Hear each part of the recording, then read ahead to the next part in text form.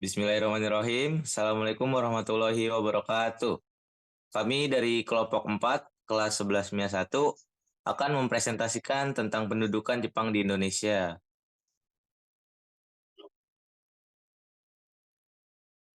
Kenalkan, nama saya Dava Putra Aditya. Perkenalkan, nama saya Dinda Isnaini. Saya Muhammad Refik Kamal.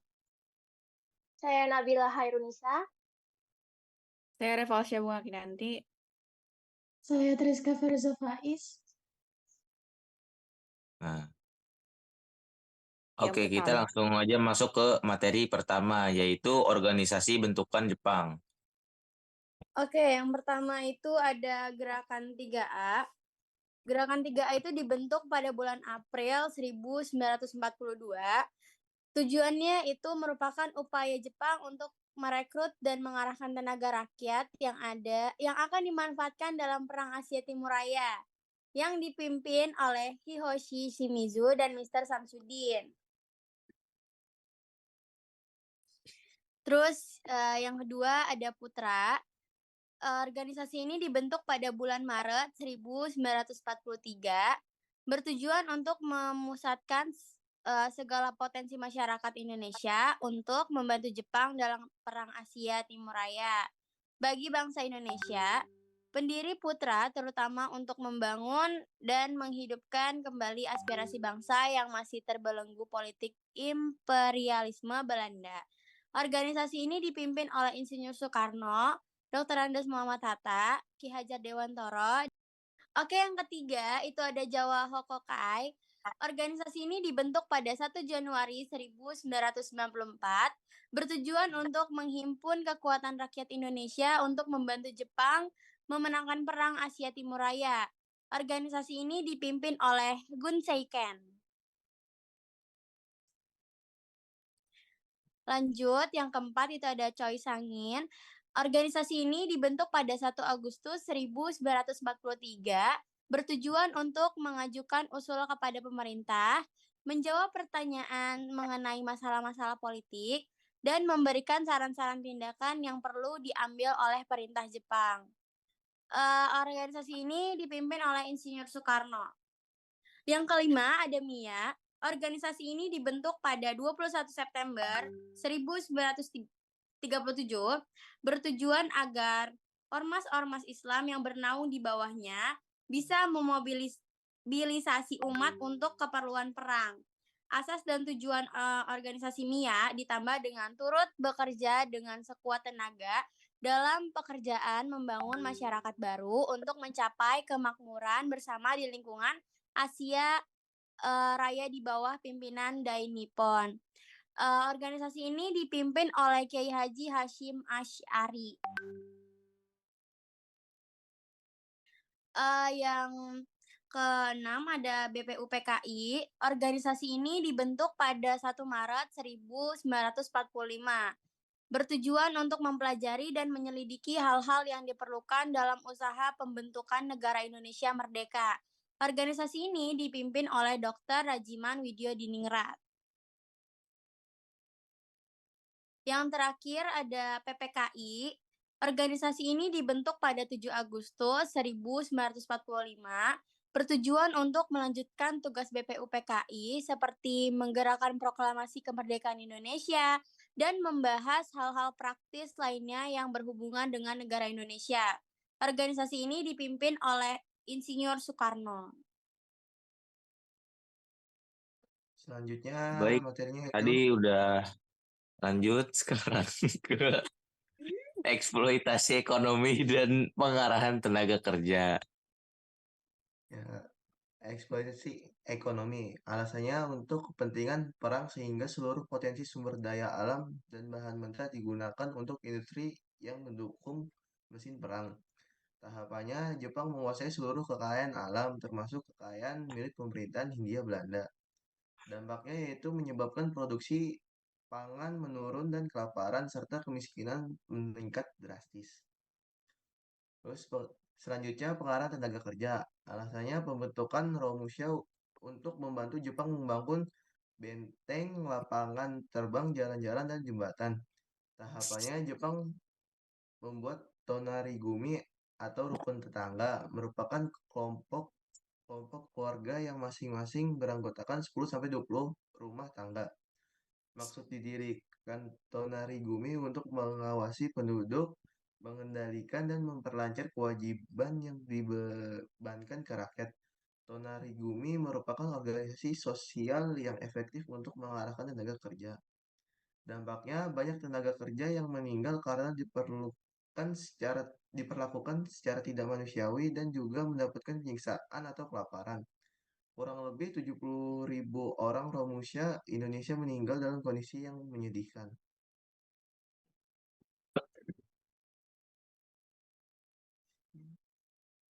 Oke, yang selanjutnya ada kebijakan pemerintah pendudukan Jepang di bidang militer. Jadi, yang pertama itu ada Seinendan.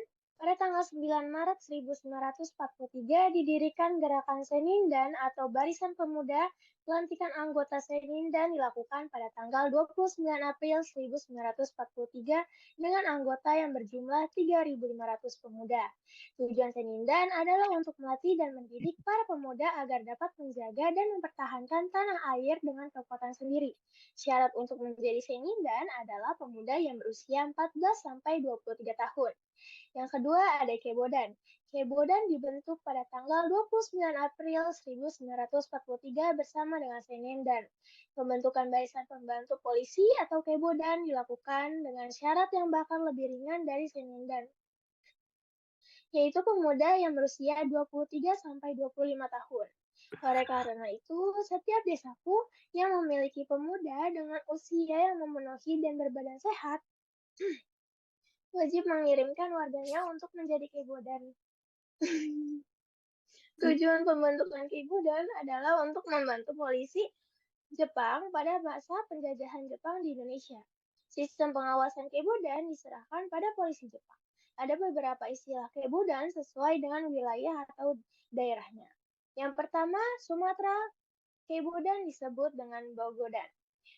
Kedua, di daerah pemerintahan Angkatan Laut di Kalimantan, Kebodan disebut dengan Borneo Konon Hokokudan yang berjumlah anggota 28.000 orang. Yang ketiga ada Fujinkai. Fujinkai dibentuk pada bulan Agustus 1943. Anggotanya adalah kaum wanita berusia 15 tahun ke atas. Tujuan Fujinkai adalah membantu Jepang dalam perang menghadapi sekutu. Yang ketiga ada Suishintai atau Barisan Pelopor. Nggak tahu.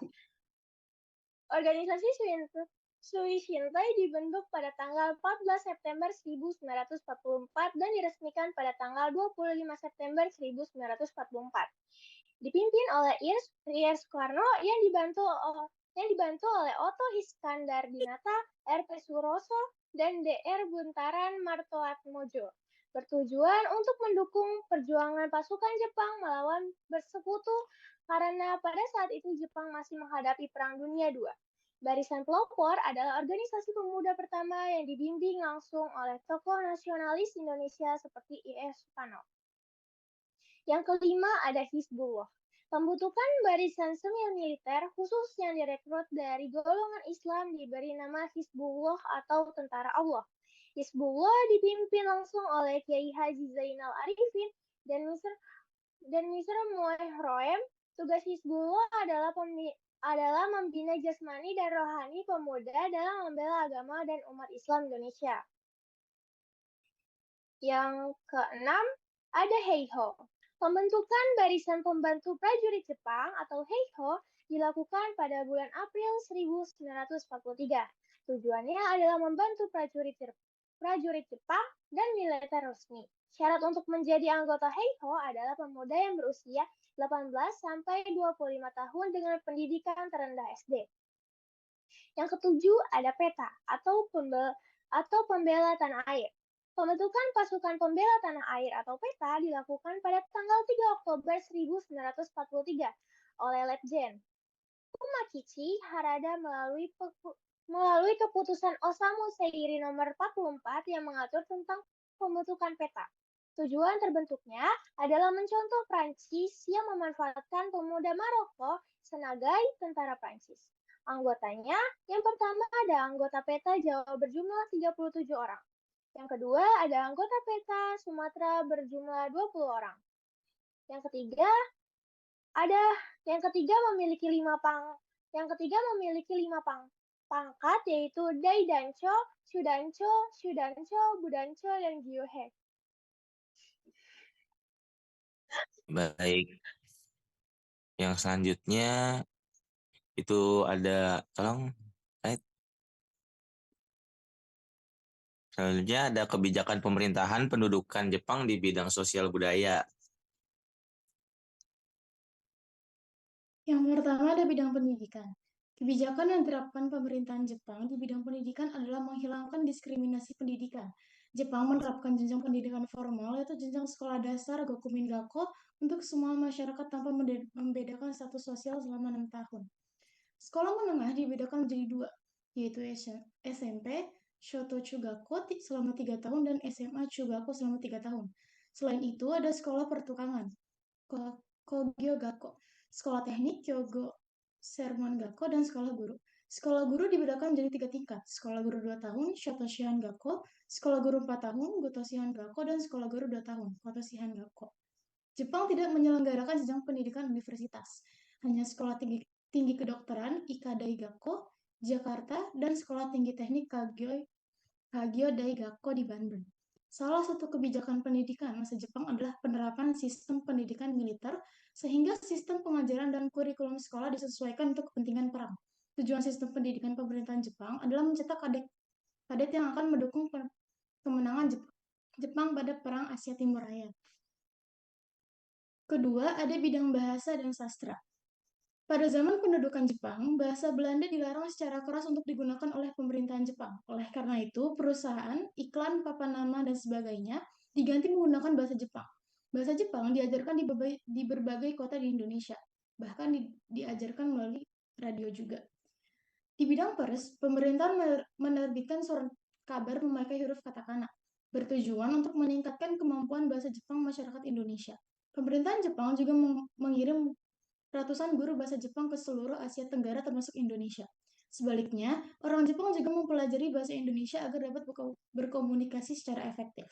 Karena rakyat belum menguasai bahasa Jepang, maka digunakanlah bahasa Indonesia sebagai bahasa resmi dan bahasa pendidikan. Kebijakan pemerintahan Jepang tersebut membuat sebuah kesempatan para pemimpin Indonesia untuk berpidato membakar semangat kemerdekaan rakyat. Bahasa Indonesia mulai diajarkan secara intensif semenjak kelas 3 SD. Perkembangan pesat bahasa Indonesia menjadikan alasan para tokoh untuk mendesak kantor pengajaran Jepang mendirikan Komisi Bahasa Indonesia. Meskipun mendapat hambatan dari pemerintahan Jepang, akhirnya berkat ketekunannya, Komisi Bahasa Indonesia berhasil membakukan 7.000 istilah bahasa Indonesia pada akhir masa pendudukan Jepang. Yang ketiga itu ada di bidang, tolong slide-nya ya.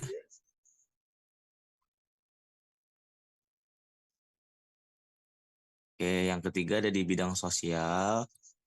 Jadi, salah satu kebiasaan yang wajib dilakukan masyarakat Indonesia adalah penghormatan pada Tenno Heika atau Kaisar Jepang, yang diyakini sebagai keturunan Dewa Matahari atau Amaterasu Omikami. Penghormatan kepada Kaisar Jepang tersebut dilakukan dengan cara membukukan badan menghadap Tenno ke arah matahari terbit yang disebut dengan Seikirei. Penghormatan Seikirei biasanya diikuti dengan menyanyikan lagu kebangsaan Jepang atau Kimigayo. Namun kebiasaan penghormatan ini ditentang oleh kalangan ulama sehingga timbul perlawanan fisik dari para ulama. Misalnya perlawanan yang dilakukan oleh Kiai Haji Zainal Mustafa, seorang pemimpin pondok pesantren Sukamanah, Tasikmalaya, Jawa Barat, yang dikenal dengan peristiwa Singaparna. Salah satu dampak kebijakan pemerintahan Jepang di bidang budaya adalah berkembangnya tradisi kerja bakti secara massal yang disebut Kinroboshi. Dalam kerja bakti massal tersebut, rakyat dikerahkan untuk melakukan gotong royong, membersihkan selokan, saluran irigasi, memperbaiki rumah penduduk yang mengalami kerusakan, dan membantu penduduk yang terkena bencana alam. Gerakan Kinroboshi tersebut juga dilakukan di SD, SMP, dan SMA. Oke, lanjut ke materi kelima itu perlawanan rakyat Indonesia terhadap pendudukan Jepang. Jadi, perlawanan rakyat tersebut itu timbul akibat kebijakan pemerintah Jepang sewenang-wenang di bidang politik, sosial, ekonomi, dan budaya. Perlawanan tersebut didorong oleh penderitaan rakyat Indonesia pada masa pendudukan Jepang. Berbagai perlawanan rakyat timbul di daerah Jawa Barat, Aceh, Blitar, dan Kalimantan. Yang pertama itu perlawanan rakyat Tasikmalaya. Perlawanan rakyat Tasikmalaya menentang Jepang dipimpin oleh Kiai Haji Zainal Mustafa, pemimpin Pondok Pesantren Sukamanah. Pada tanggal 25 Februari 1944, perlawanan Zainal Mustafa berhasil ditumpas Jepang dan banyak rakyat yang tewas. Akhirnya, Zainal Mustafa berhasil ditangkap oleh Jepang dan dibawa ke Jakarta. Pada tanggal 25 Oktober 1944, Zainal Mustafa dan para pengikutnya yang tertangkap dijatuhi hukuman mati oleh Jepang. Selanjutnya ada perlawanan rakyat Indramayu. Perlawanan rakyat Indramayu timbul karena pemaksaan Jepang untuk mengumpulkan padi dari rakyat. Rakyat Indramayu ingin meminta bagian dari hasil panen padinya untuk dikonsumsi. Namun, permintaan tersebut ditolak Jepang sehingga pada bulan April 1944 timbul perlawanan di Kaplongan, Karangampel. Selanjutnya muncul perlawanan rakyat di Cidempet, Labener. Karena tidak terorganisir, perlawanan rakyat Indramayu tersebut dapat ditumpas dengan mudah oleh Jepang. Yang ketiga ada perlawanan rakyat Kalimantan. Perlakuan Jepang yang semena-mena juga mendorong rakyat Kalimantan melakukan perlawanan. Perlawanan rakyat di Kalimantan pada masa Jepang dipimpin oleh Pangsuma dengan melakukan perang gerilya setelah merasa kewalahan menghadapi perlawanan gerilya rakyat Kalimantan. Jepang mengubah taktiknya dengan mengirimkan mata-mata. Akibatnya, banyak pengikut gerakan yang ditangkap atau dibunuh. Penangkapan tersebut menyebabkan perlawanan rakyat Kalimantan semakin berkurang. Yang keempat, ada perlawanan rakyat Aceh. Pada tanggal 10 November 1942, rakyat Aceh melakukan perlawanan terhadap Jepang dengan dipimpin oleh Tengku Abdul Jalil di Kotpling, Aceh. Pada perlawanan tersebut dilakukan karena perlakuan Jepang yang sewenang-wenang pada penduduk. Setelah perundingan gagal, pada tanggal 10 November 1942, tentara Jepang menyerang Kotpling. Meskipun melakukan perlawanan yang gigih, namun serangan rakyat berhasil dipatahkan Jepang.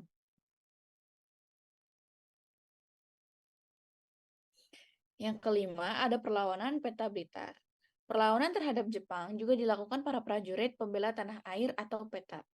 Perlawanan pasukan PETA tersebut dilakukan untuk mencegah perlakuan Jepang yang kejam terhadap penduduk Indonesia. Perlawanan PETA tersebut dilakukan oleh pasukan Peta Blitar di bawah pimpinan Supriyadi pada tanggal 14 November 1942. Supriyadi melakukan serangan terhadap Jepang dan berhasil menduduki kota Blitar. Untuk menumpas perlawanan PETA, tentara Jepang mengepung kota Blitar dan menambah bala bantuan. Oke, sudah selesai ya. Terima kasih karena sudah mendengarkan dan sudah memberikan materi. Kami dari kelompok 4 sudah menyudahi tugas kami. Kurang lebihnya mohon maaf. Billahi taufiq wal hidayah. Wassalamualaikum warahmatullahi wabarakatuh.